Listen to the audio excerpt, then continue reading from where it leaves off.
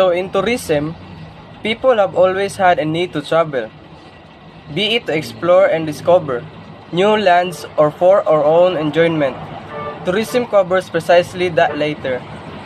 We can trace the modern concept of tourism back to the 17th century, when young nobles from Western and Northern European countries made what's called the Grand Tour, a trip around Europe usually covering France, Germany, Italy, and Greece, with the main purposes of soaking up history, art, and cultural heritage.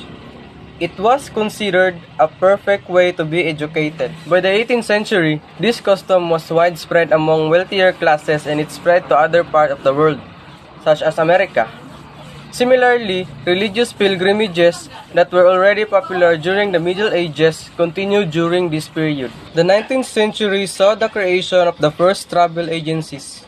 One of the pioneers was Thomas Cook and Son, which was the first to offer excursions and holidays for groups, which included transport, accommodations, and food tickets, thus making costs cheaper. This would be the origin what we know as package holidays. In the first half of the 20th century, the tourism industry continued to grow thanks to the mass production of buses and cars. Coastal tourism began to gain importance, and after World War II, Mediterranean coast quickly grew in popularity. Also, improvements in air transport, charter flights, as well as progress in labor legislation and a growth in social welfare led to a boom in tourism.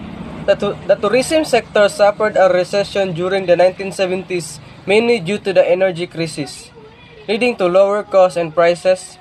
That's when mass tourism emerged. Traveling went from being something only for an exclusive group to become a leisure activity within the reach of many. In the following decades, there was a progressive internalization of hotels companies, travel agencies, and airlines. New products and new leisure activities were also offered, revolving around sports and healthy amongst others. The tourism sector has become one of the great economic engines in many countries, forming part of the international political agenda. In recent years, with low-cost flights and existence of alternative accommodations managed by online companies, it is much easier for tourists to afford the travel and they can design their itinerary and experience to their liking. Tourism not only impacts the local economy, but it is also starting to affect the social structures, culture, and lifestyle of the destination visited.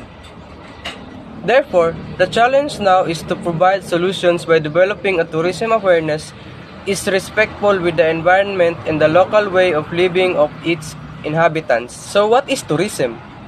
Tourism, the act and process of spending time away from home in pursuit of recreation, relaxation, and pleasure, while making use of the commercial provision of services.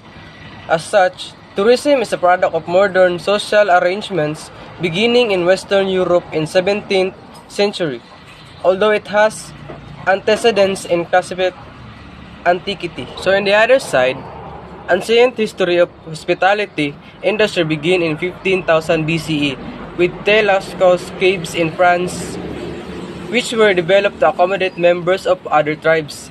In classical antiquity, we learn about Greek and Roman spas popular for those seeking rest and relaxation. In the early 700s, the first two hotels in history were registered in Japan were called ryokans. These ryokans were resting spots along the Silk Road.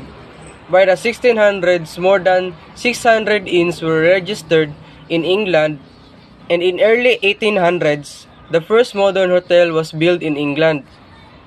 The evolution of hospitality industry in the year 1980, the United Nations World Tourism Organization announced the day September 27 as World Tourism Day. The idea of celebration is to bring sustainability to the tourism sector all around the world. UN World Tourism Organization defines tourism as activities of person traveling to and staying in different places for not more than a consecutive year of leisure, business, or traveling purposes.